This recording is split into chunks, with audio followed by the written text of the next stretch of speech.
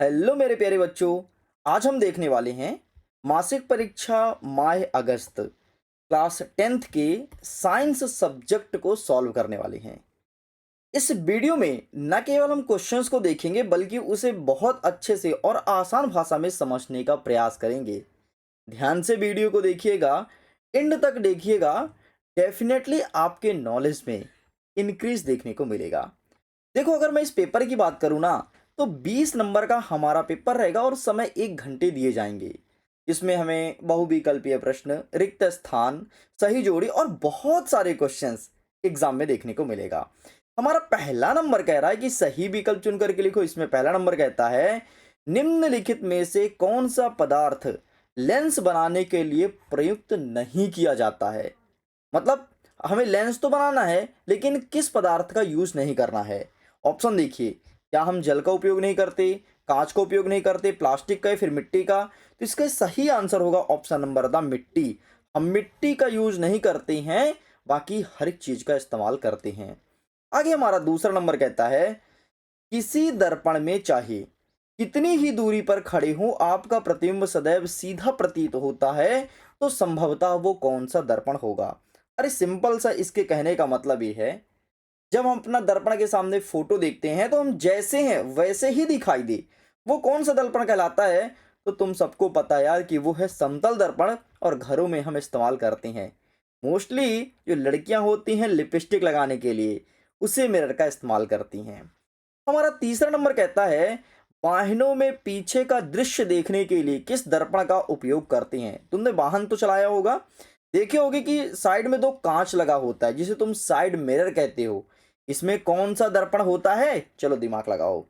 Option देखो, क्या अवतल होता है, क्या उत्तल होता है, समतल होता है या फिर अवतल होता है। बताओ कौन सा होता है। तो देखो यार, उसमें ना तो अवतल होता है ना तो समतल, बल्कि उसमें उत्तल दर्पण का इस्तेमाल करते हैं। देखो, उत्तल दर्पण में क्या होता है, कोई भी वस्तु हमें छोटी दिखाई देती है और अवतल में कोई भी वस्तु हमें बड़ी दिखाई देती है। इसलिए जो जब तुम गाड़ी के साइड मिरर से एक तुम ट्रक को देखोगे ना, तो ट्रक तुम्हें छोटी दिखाई देगी। तो हम उत्तल दर्पण का इस्तेमाल करते हैं। आगे हमारा चौथा नंबर कहता है, मानव नेत्र में उपस्थित लेंस कौन सा है। हम लोग के आंख में कौन सा लेंस होता है, तो उत्तल लेंस होता है, ध्यान रखिएगा। ओके, इस प्रकार से ये होता है कंप्लीट। आगे बढ़ते हैं, हमारा प्रश्न नंबर 2 कह रहा है, रिक्त स्थान की पूर्ति कीजिए। आइए देखते हैं फटाफट। इसमें पहला नंबर कह रहा है कि गोलीय दर्पण की फोकस दूरी उसकी वक्रता त्रिज्या की होती है। तो गोलीय दर्पण की फोकस दूरी वक्रता त्रिज्या की आधी होती है। एमपी बोर्ड में एमपी बोर्ड ने अपने फाइनल एग्जाम में भी ये क्वेश्चन पूछा है पिछले साल। हमारा दूसरा नंबर कहता है कि जब कोई प्रकाश किरण सघन माध्यम से विरल माध्यम में प्रवेश करती है तो यह डैश डैश से दूर हट जाती है। तो यहाँ पर अभिलंब लिखना है, बीच में अभिलंब भी होता है भाई, तो यहाँ पर लिख दोगे अभिलंब, हमेशा अभिलंब से दूर हटती है। हमारा तीसरा नंबर कहता है कि मानव नेत्र में प्रकाश एक पतली झिल्ली से होकर प्रवेश करता है जिसे डैश डैश कहते हैं।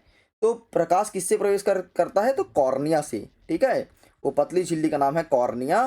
तो यहाँ पर आपको कॉर्निया लिखना है। आगे बढ़ते हैं, प्रश्न नंबर 3 कह रहा है कि एक वाक्य में उत्तर लिखो।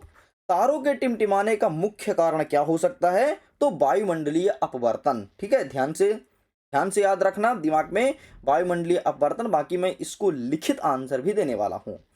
हमारा दूसरा नंबर कहता है कि निकट दृष्टि दोष युक्त नेत्र के लिए प्रतिबिंब कहाँ बनता है।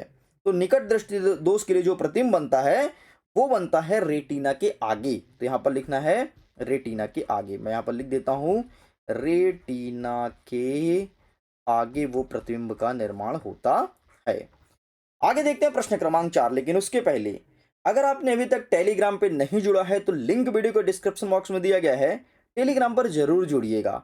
वहां पर आपको इसी पेपर का पीडीएफ विथ सोल्यूशन प्रोवाइड कराया जाएगा एंड लेटेस्ट इन्फॉर्मेशन, आपके एग्जाम से रिलेटेड एमपी बोर्ड ने अगर कोई कुछ बदलाव किया है तो सबसे पहले आपको टेलीग्राम पर बताया जाता है। देखो, हमारा चौथा नंबर कहता है कि प्रकाश का परावर्तन का नियम क्या है। तो सिंपल सा, जब कोई प्रकाश किरणें किसी परावर्तक सतह से टकरा करके वापस उसी माध्यम में जाती है, इसे कहते हैं प्रकाश का परावर्तन। बाकी इसके 2 नियम होते हैं, वो मैं तुम्हें लिख दिखा दूंगा। वास्तविक प्रतिबिंब और आभासी प्रतिबिंब में कोई 2 अंतर बताना है। हमारा 5वां नंबर कह रहा है, इंद्रधनुष किस दिशा में बनता है, इसका वर्ण क्रम लिखना है। और अथवा में कहता है कि वर्ण विक्षेपण किसे कहते हैं। एंड आगे मैं तुम्हें दिखाता हूँ छठवां नंबर, अगर कोई डॉक्टर +1.5 क्षमता का संशोधक लेंस निर्धारित करता है तो लेंस की फोकस दूरी क्या होगी। एंड इसी के अथवा कहता है कि अभिसारी और अपसारी लेंस में 3 अंतर बताइए। नेक्स्ट हमारा 7वां नंबर कहता है दूरदृष्टि दोष क्या है, इसका कारण क्या है, निवारण क्या है, चित्र सहित समझाना है। एंड अथवा कहता है टिंडल प्रभाव क्या है।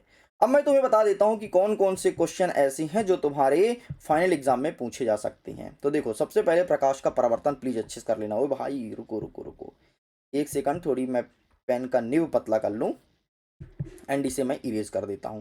गुड। तो सबसे पहले ये पढ़ लेना, बोर्ड एग्जाम के लिए काफी इंपॉर्टेंट है। ठीक है, इसके बाद तुम्हें अभिसारी और अपसारी पढ़ना है और टिंडल प्रभाव, ये 3 क्वेश्चन को अच्छे से प्रिपेयर करना, बोर्ड एग्जाम में भी देखने को मिलेगा। चलो तो अब हम तुम्हें दिखाते हैं प्रश्न क्रमांक 4 से आगे का आंसर। तो ये रहा प्रकाश के परावर्तन के नियम, ये 2 नियम जो मैं बोला था। एंड ये भी लिखना कि कोण आई बराबर कोण आर, समझ जाएगा एग्जामिनर की बच्चा इंटेलिजेंट है। अथवा में कहता है कि वास्तविक प्रतिबिंब और आभासी में अंतर, तो ये रहा तुम्हारे सामने। एंड ये रहा इंद्रधनुष किस दिशा में बनता है, तो ये पूरा हर एक चीज लिखा गया है एंड उसका मैंने कलर भी लिख दिया है, बैजानी हापी नाला याद रखना। एंड ये रहा अथवा में वर्ण विक्षेपण, टेक अ स्क्रीनशॉट। एंड ये रहा तुम्हारे सामने छठवां नंबर जो डॉक्टर वाला क्वेश्चन था, एंड इसका भी आप स्क्रीनशॉट ले सकते हो। बाकी स्क्रीनशॉट के लेना, जाइए जाकर के पीडीएफ को डाउनलोड कीजिए टेलीग्राम से। एंड अभिसारी और अपसारी में अंतर, और इसके बाद दृष्टि दोष वाला ये रहा तुम्हारे सामने। आगे बढ़ते हैं, तो ये रहा इसका कारण, ये रहा इसका निवारण एंड ये रहा इसका चित्र। चित्र इस प्रकार से बना देना, ठीक है, कोई नहीं, आपको पूरे नंबर मिलेंगे। एंड ये रहा तुम्हारे सामने टिंडल प्रभाव, तो आप इसका भी स्क्रीनशॉट ले लीजिए। तो इस प्रकार से स्टूडेंट्स हमने A to Z साइंस को बहुत अच्छे से कवर किया है एंड हमने तुम्हें बोर्ड एग्जाम के भी IMP क्वेश्चंस बताए हैं। मैं उम्मीद करता हूँ वीडियो काफ़ी हेल्पफुल रहा होगा। वीडियो पसंद आए तो अपने मित्रों के साथ साथ जरूर कीजिएगा और सारे क्वेश्चन को अच्छे से प्रिपेयर कीजिएगा। मैं वीडियो को एंड करता हूँ। Thanks for watching. Thank you.